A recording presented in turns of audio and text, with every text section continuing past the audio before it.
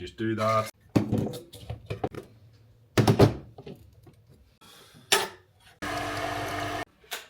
Decent. Taste test. I actually just got new coffee beans yesterday. I actually went for lower. That's one thing I've realised is that I just really like really strong coffee. I get stuck into the rest of this work. I'm going to do a primer session later on. I also need to do a loosener because my back's been a wee bit just stiff in general. A bit of a sauna. I'll not go too heavy in the sauna tonight, and there'll be fuck all else happening because of the weather. The food is definitely something I'll show you though. It's going to be carb central anyway. Welcome back. I just watched Owen Keith's vlog and I was like, I need to get the fucking finger out because I just haven't been proactive enough when it comes to these vlogs. Like, it's not that hard to just set the camera up and record what I'm doing. So when I know he's all like the day in the life kind of stuff. And then obviously the food side of things. So it is Saturday the 10th of January. Wednesday was my birthday and we played Cavan in the first round of the McKenna Cup. Got the win, got the year off to a good start, which was always a positive, and now we've got Monaghan in the second round tomorrow. So today's going to be a full carb load day. I've already had my breakfast, which was 100 grams of oats, some fruit, protein yogurt, a bit of granola, banana and some dates. So plenty of carbs already in. Yeah, we also heard yesterday that our game against Calvin is now null and void because there was Sigerson players, eligible Sigerson players played for both teams. So yeah, to be honest, it doesn't really change much. Like, if we win tomorrow, we still top the group. If we lose, we obviously can't get the best second place team. So weird enough one, but that was the scenario. I also, for the first time ever, got to captain my county on Wednesday. So again, huge privilege. And as a young lad, you grow up and you obviously dream of playing for your county, you dream of performing for your county, but I suppose being able to captain your county is a huge privilege and something I was very proud to do, and it was obviously nice to cap it off by getting a win and putting in a decent performance. And then it was also on my birthday, so it was kind of a weird one. Yeah, in terms of how I'm feeling, I'm slowly getting back to myself. When I first came back from the back injury, it was a long enough process of trying to get my body right, and I definitely had doubts. I was thinking like, this isn't going to happen. My hamstring tendon was flaring up, the back was still achy even when I got the all clear. But to be honest, the last number of weeks I've just kind of fucked everything out the window and just said, you know what, I'm just going to go at this. And I just continued to train through pain, while also, not that I advise training through pain, but I've kind of been there before. And once you're doing the right things with the tendon outside of the pitch in terms of the rehab, after being with Alan, I figured out a lot of things in terms of why the tendon might become overloaded. And since hammering those kind of different areas, I started to feel a lot better, and just my overall capacity for pitch work has just increased, and my ability to recover now between sessions has been so much better. So I'm still not at full fitness. There was even a video going around of me getting burned for Calvin's goal, and I genuinely had nothing in my legs for that run. Like, I was completely fucked, but I was able to recover and still put in a decent performance around that, and got a nice 2-pointer as well towards the end to put us a point up. So overall decent start, but again, with the McKenna Cup, like, where I want to go this year is to drive standards and drive Fermanagh to a new level, and hopefully drive myself to a new level in terms of performances. Like, I still don't feel like I've reached anywhere near my best in a county jersey due to the last number of years with injury. So I'm 27 now, and I want to just continue driving that on and see where it takes me. So a bit of a tangent there, but planning out today, it's obviously Saturday today, but for me it's a big day in terms of getting shit done. I have a lot of different tasks to do, programming to do. I had one-to-one calls with my athletes this week, a lot of tweaks and changes for athletes in terms of what we need to add into the program or maybe take away, a lot of replays and stuff within the 365 lab, athletes to get back to a lot of stuff that goes on in the background with that sort of thing, and then planning in terms of launching my next 365 program, lead magnets, marketing, DMs, having conversations with athletes, content, a lot of different things, improving the systems and the delivery within the program. There's a lot of stuff that goes on that doesn't get seen by social media. I also want to hire someone else for the 365 as well. A lot of my time in the last number of weeks has been spent like doing admin, and it's just been a lot of time that I probably don't need to be spending. I'd rather spend my time coaching, talking to athletes, programming, and then obviously there's a lot going on with the county at the minute in terms of a lot of time invested. I just want to get some time back for the stuff that I need to be doing, so that's kind of a big day today to kind of get the ball rolling with that. I also thought I'd show you a bit of what I'm reading at the minute. So this is The Art of Winning by Dan Carter. Unbelievable book so far, all about leadership, purpose, potential, and all about the All Blacks, to be honest, and his own personal journey. And already it's something that I'm going to be recommending to any athlete who wants to push on to that next level, because success leaves clues. Dan Carter is one of the best, and it's not even just about Dan Carter, it's about the collective vision. And for a team to be successful, they had a mantra of no dickheads, which means, focus on the person first, be a good person, set your own standard, and let every individual accumulate to a fucking higher standard of collective that is all pushing towards a higher purpose. So he talks a lot about purpose, your own personal purpose and your team's purpose. They have to both align, but they have to be something that's pulling you and getting you up out of bed every single morning. So fleeting purposes or goals like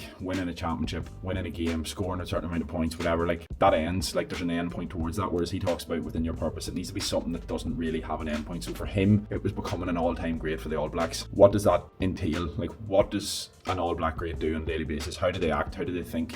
What do they do in difficult situations? How do they respond within games in difficult situations? How do they eat? How do they sleep? So, and then the collective, in terms of the All Blacks, what was the collective mission or the purpose of their team? And that was to become the most successful team in the history of rugby. And that is a huge collective purpose that doesn't end. So when they finish their careers, they don't feel like they've hit an end point, but it's something that drives them day in, day out, week in, week out, month in, month out. So something to think about for GAA players as well. Know your own personal purpose and make sure it's something bigger than you that's driving you every single day. I think that's where a lot of players go wrong, is they don't have that and they haven't dug deep enough to actually find that. And once you do dig deep enough to find that, that's what makes you stick to a program or a plan, or eat better or sleep better, or go to do that session you didn't want to do, or go and do that extra skill session. That vision, that purpose aligns with that type of person who does those things. So give it a read. We're also doing 20 minutes of red light. That is extremely bright, but I have barely been outside today, so you can see that, but this red light device has been a game changer. So do 20 minutes of that, 15 inches from your face, something like that. Loads of benefits to red light, but I'm also been using it heavily on injury sites, so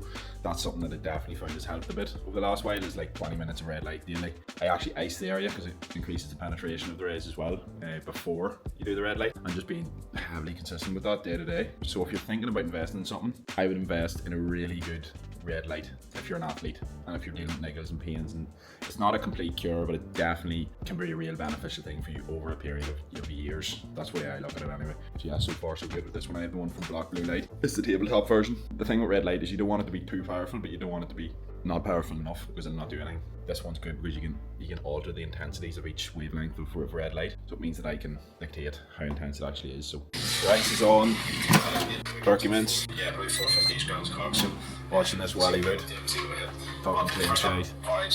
So yeah, meal 2 is the most basic meal.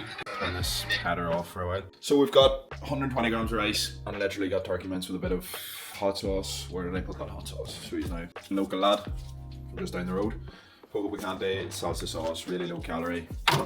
Spice it up a wee bit. I'll also be adding in some salt, and I'm keeping it very basic, so minimals, like heavy sauces today. Trying to focus on just high carbs, low fat, protein in each meal. I'd probably add a wee bit of goat cheese here just to make it nice, because I don't want to be eating a meal that I don't actually enjoy. So the most underrated, I was going to just say this, see well cooked rice, cooked to perfection in a pot is so hard to beat with salt over it. Like I could eat that dry, but then you've got the turkey mince, bits of sauce. So yeah, that's lunch.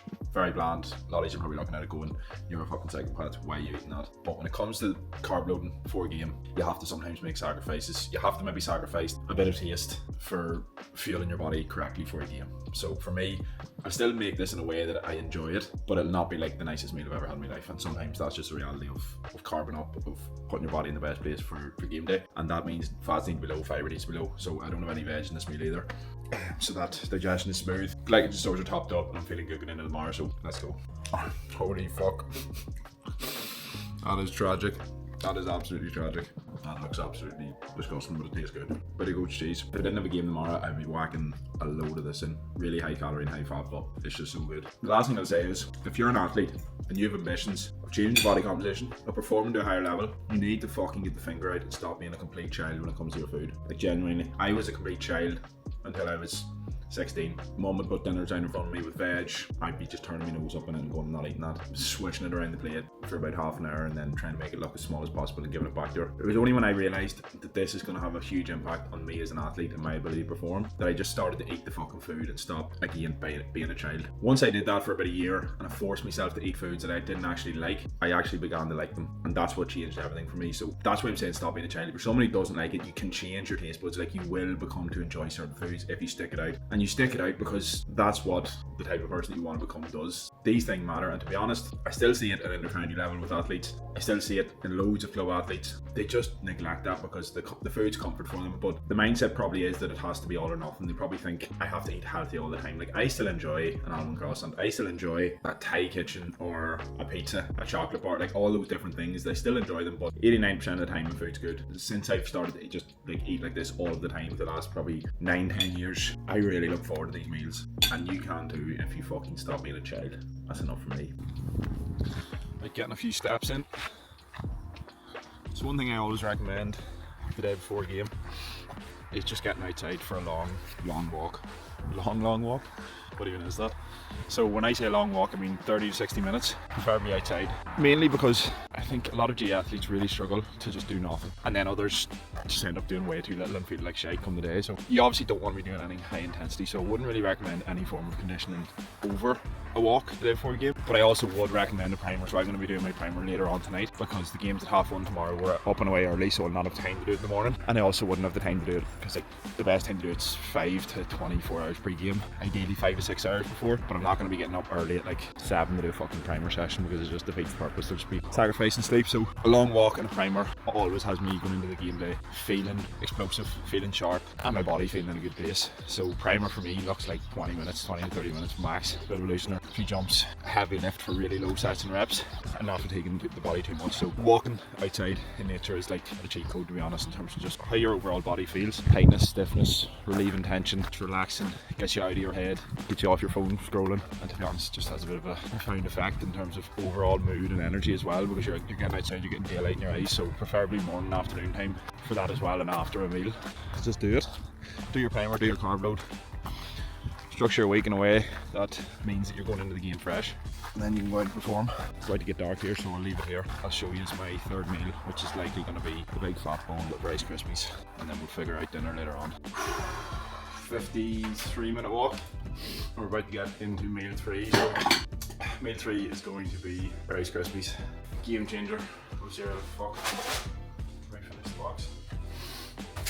Low enough sugar, really high carb, really low fat. I could probably eat about 200 grams of no bother without feeling full. Ticks the boxes. Just weigh it out here as well. It's nice to have weighing scales in the house so you know how much you're getting in. Especially with something like Rice Krispies. Like, you might feel like you're eating loads of Rice Krispies, but they're actually quite light. So 100 grams is like, looks like 200 grams. No, sorry, that doesn't make sense. Yeah, no, it doesn't make sense. That is 90 grams.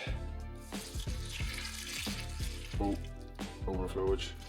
Whack a bit of honey over the top. Bob's your uncle. Lethal. He's stuck into it. Rice Krispies going down. Right, boys, that was a breeze. I scored you out.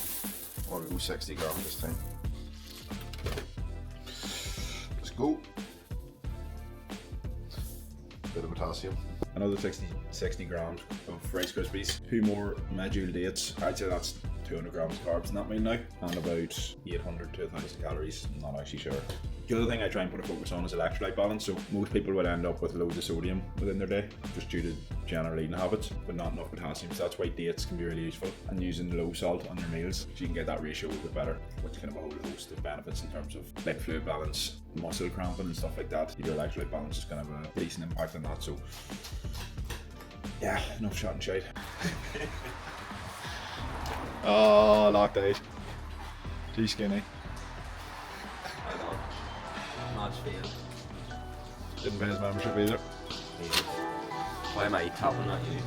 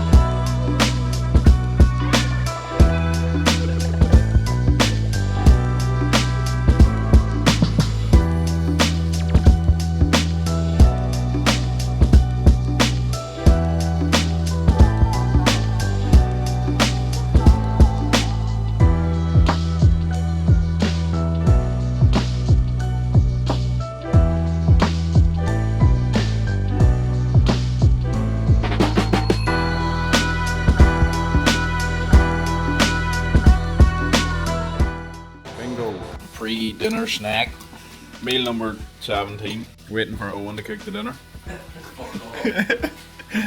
Let me know when you're done, mate. Like this is good. Silicone. Jesus. What's life on that? What have we got here then? This fucking gimbal yoke. Square 9, hey? Focus on me bowl, please. Thank you. 1 million grams rice, 6 asparagus, some lean mince, some good tunes, bit of salt, bit of sriracha, bit more salt, bit of sauce, And that's us. Sorted. I actually made a slice of sourdough with this as well. That'll add to this meal quite significantly. Shouldn't have had that bowl of cereal. I think it's going to ruin my appetite. Hold on. Did you buy 2 dark chocolates? Yeah. Wait. You You stealing my dark chocolate? Open a box. I need to get this into me. Sign off this vlog for you. Huh? Sign off this vlog for me.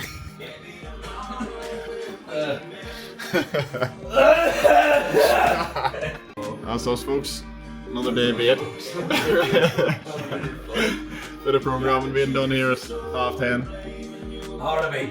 This is what we do every week. We don't stop working ever. Big game tomorrow. See how it goes. Good luck. Yo. What was the crack? Dinner played it up. Just home. Well, not just home. I'm home from the game against Monaghan. So, second McKenna Cup game of the week. And we lost by 3 points. So, yeah, one of them games that was shite conditions. Pitch was fucked. Massive gale force wind with us in the first half. We just didn't take enough advantage of it.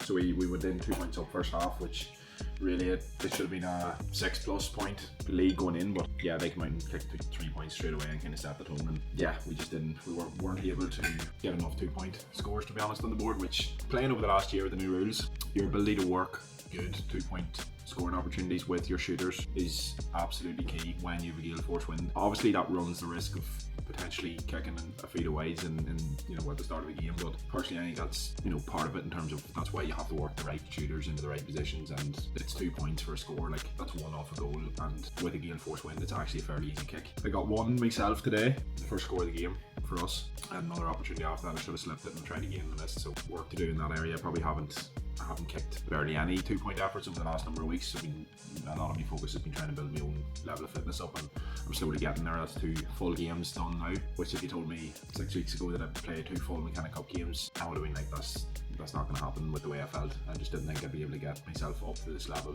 so quickly. Still have a long way to go. Still don't feel 100% and still have work to do, but it's quite positive for the time of year and a lot to work on, a lot to build on, and I'm fairly happy with how the last 2 games went in terms of performance level. So I suppose I'll let you know what I'm eating as well. We've got rice and quinoa.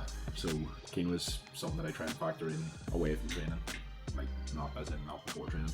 It's a really good, nutritious carb source and high in fibre. Half quinoa, half rice. You put the both of them into the pot at the same time and it cooks the same as the rice does, so it's pretty handy that way. I've got avocado. Oh, the fucking camera's on the sauce. The avocado mayo from Dr. Will's. Game changer. Loads of salt. I'm a sucker for the salt these days. Beef mince and goat's cheese. A bit of sriracha. And that's my dinner for tonight.